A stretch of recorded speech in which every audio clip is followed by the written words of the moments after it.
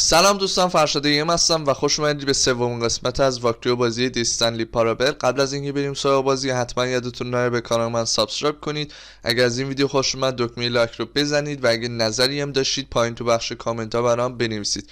پس بریم سراغ بازی ببینیم این بار قراره چه اتفاق بیفته، چون تو پارت قبلی یعنی پارت دوم واقعا اندینگ های جالبی رو دیدیم. که اینجا رو قبلا اومدیم تو این قسمت بودیم قبلا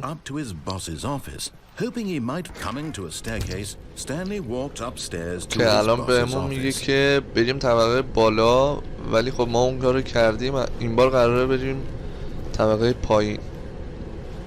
بریم پایین ببینیم اینجا چه خبره. میگه ولی استنلی نمیخواست بره بالا و احتمال داشت که اگه رئیسش رو ببینه به خاطر اینکه سر کارش نیست اخراج بشه. این قسمت که اومدیم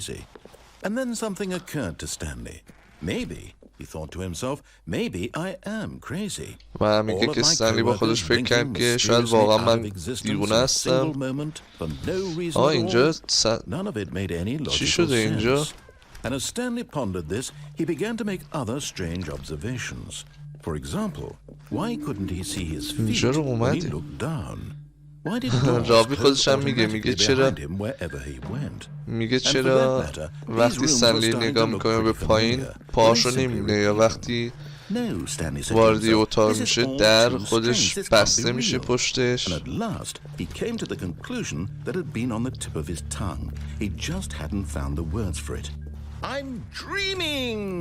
استنلی با خودش فکر کرد که من دارم خواب میبینم. اینا همش یه خوابه. آقا اینجا لوپ شده، همینجوری دور خودمون داریم میگردیم. And he thought to himself, I suppose I'll wake up soon. I'll have to go back to my boring real-life job pushing buttons. I may as well enjoy this while I'm still lucid. So, he imagined himself flying and began to gently float above the ground. Then he imagined himself soaring through space on a magical star field. And it too appeared. It was so much fun. And Stanley marveled that he استنلی با خودش فکر کرد که میتونم پرواز کنم یا توی ستاره. Perhaps the strangest question of them all entered Stanley's head. One he was amazed he hadn't asked himself sooner. Why is there a voice in my head? استنلی با خودش فکر کرد که این صدا در ذهن من چیه.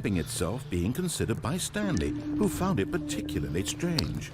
I'm dreaming about a voice describing me, thinking about how it's describing my thoughts, he thought. And while he thought it all very odd, and wondered if this voice spoke to all their dreams, the truth was that of course this was not a dream. How could it be? میگه که واقعیت این بود که این یه خواب نیست. Believing that if he's asleep he doesn't have to take responsibility for himself. Stanley is as awake right now as he's ever been in his life. میگه استنلی کاملا هوشیاره و بیداره. After all, he knew for certain beyond a doubt that this was in fact a dream. Did the voice not see him float and make the magical stars just a moment ago? How else would the voice explain all that? This voice was a part of himself too. Surely, if he could just... He would prove it. He would prove that he was in control, that this was a dream. So he closed his eyes gently and he invited himself to wake up.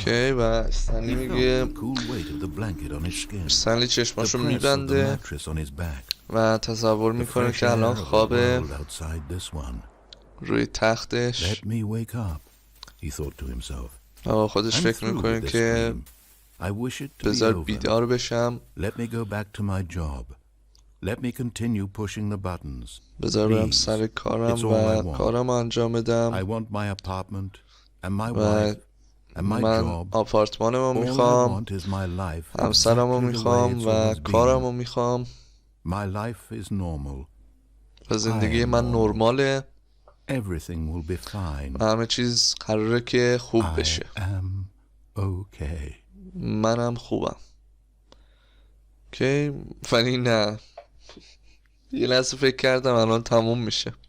Stanley began screaming. و استنلی شروع به فریاد کشیدن کشید. من یه دفتر دارم، من یه رئیس دارم، من یه کار دارم، من واقعی ام، من کیم. And everything went black. و همه چی سیاه شد. اوکی؟ فکر کنم دیگه این آخر بازیه. This is the story of a woman named Mariella. این داستان یک زن به نام ماریلاست. چی شد عوض شد داستان؟ ماریلا داشته میرفته سر کارش. Oh shit. On this particular day, her walk was interrupted by the body of a man who had stumbled through town talking and screaming to himself. اما وقتی میخواسته بره سر کار یه مرده جلوش میفته رو زمین و میمیره.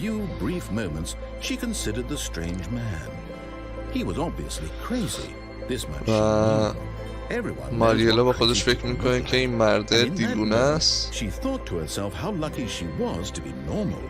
آده این یعنی ما هستیم. این استنلیه. نمیدونستم میشه که استنلی هم بمیره. جالبه. But then she remembered the meeting she had scheduled for that day. The very important people whose impressions of her would affect her career and by extension the rest of her life. She had no time for this. So it was only a moment that she stood there staring down at the body. And then she turned and ran. اوکی. اینم اندینگ جالبی بود. آره تموم شد اونجا و یه اندینگ خیلی جالبی بود. الان دوباره بریم ببینیم این بار میتونیم چیکارو بکنیم. که از همین سمت چپ میریم.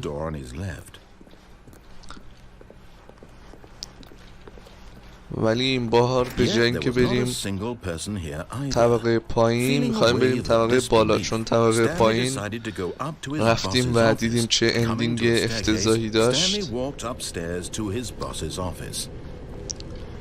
اوکی الان میریم دفتر رئیسمون. اینا رو قبلا رفتیم. Stepping into his manager's office, Stanley was once again stunned to discover not an indication of any human life. Shocked, unraveled, Stanley wondered in disbelief who orchestrated this. What dark secret was being held from him? What he could not have known was that the keypad behind the boss's desk guarded the terrible truth that his boss had been keeping from him. And so the boss had assigned it an extra secret PIN number, 2845. Okay. 2845. Yet incredibly, by simply pushing random buttons on the keypad. اینجا جالبه برام که رمز خودش بهمون میگه و بعدش توضیح میده که استنلی با زدن دکمه‌های شانسی رمزو پیدا کرد. که الان بریم جای دیگه ای نیست. دیگه باید بریم پایین. اوه شیت. بریم پایین ببینیم پایین چه خبره. لودینگ. بازی قدیمی اینجوری بوده، یعنی مثلا قدیما آدم زیاد فکر نمی کرد، ولی الان که مثلا میبینی داره لود میکنه یکم عجیب میاد چرا باید لود بکنی این قسمت رو. که الان رسیدیم.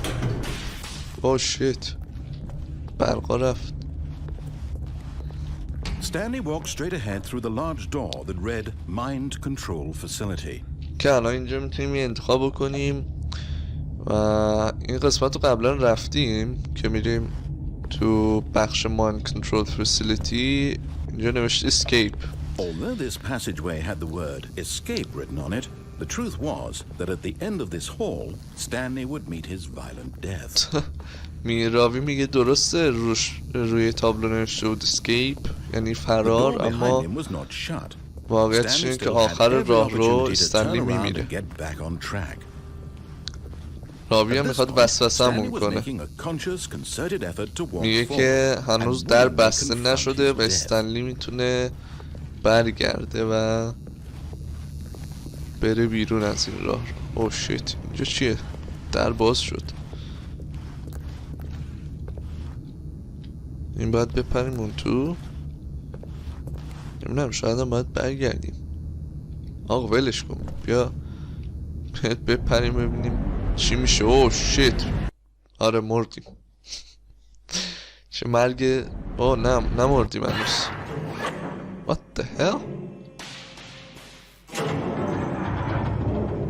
As the machine whirred into motion and Stanley was inched closer Oh, to shit. it reflected that his life had been of no consequence whatsoever. Stanley can't see the bigger picture. He doesn't know the real الان story. میمیریم. Trapped forever in اونجوری his narrow پرس vision میشیم. of what this world is. Perhaps his death لعنتی. was a great loss, like plucking the eyeballs from a blind man. So he آقا اینجا یه willingly accepted راهروی هست نمیشه رفت اونجا. نه اوه شیت. پرس. نه پرس نکن وایساد. Farewell, Stanley, پرس cried the نشدیم. narrator, as Stanley was led helplessly into the enormous این metal کیه؟ این jaws. خانومه؟ In a single visceral instant, Stanley was obliterated as the machine crushed every bone in his body, killing him instantly. نمردیم. What the hell. چی شد؟ The Stanley Parable. And yet it would be just a few minutes before Stanley would restart the game back in his office as alive as ever. What exactly did the میگه narrator think he was وقتی هم going که to استنلی accomplish? میمیره دوباره بازی ریستارت میشه و دوباره زنده میشه و برمیگرده به دفترش. When اینجا every کجاست؟ path you can walk has been created for you long in advance, death becomes meaningless, making life the same. میگه وقتی Do you see now? تمام راههایی Do you که see that Stanley قراره was بری already dead از from the قبل moment he طراحی hit شده، مرگ برات بی‌معنی میشه. راست نمیگه. خب هر کاری هم بکنیم نمیمیریم که دوباره زنده میشیم. پس در واقع مرگی در این بازی در کار نیست. اینجا کجاست؟ شبیه موزه است. What the hell. Freedom-Ending. این اندینگ اولش بود که رفتیم که در واقع آزاد میشیم. این چی بود؟ نه مانیتور روم الیویتره. اینا ماکت های مرحله های بازی هست فکر کنم. اینجا کجاست؟ یعنی فکرم نکنم اینجوریه. Oh, look at these two. How they wish to destroy one another. میگه به این دو نفر How they نگاه wish to کنید control one که another. چطور How they both wish to میخوان be free. همدیگر رو نابود کنن، همدیگر رو همون نابود کنن دیگه. فکر کنم در مورد استنلی و راوی داره حرف میزنه که هر دو میخوایم Can you see? همدیگر رو Can you نابود کنیم. see how much they need one another? میگه میتونید ببینید perhaps not. هر چقدر Sometimes همدیگر رو these things نیاز cannot دارن. be seen. اوکی. But listen to me. اوه شیت You can دوباره still برگشتیم save اینجا. them. You can stop the program میگه before they میتونی both خودتو escape. نجات Push بدی. escape and press quit. There's باید no other way to کویتو escape. بزنی. As long as you move forward. بامپ. منم خیال میکنم چی داره میگه اگه میخوای از اینجا خارج بشی باید دکمه اسکیپ رو بزنی، بعد کویتو بزنی. You'll be walking someone else's path. Stop now and it'll be your only true choice. Whatever you do, Yeah, الان- choose it. Don't let time choose for you. Don't let time. اوه شیت.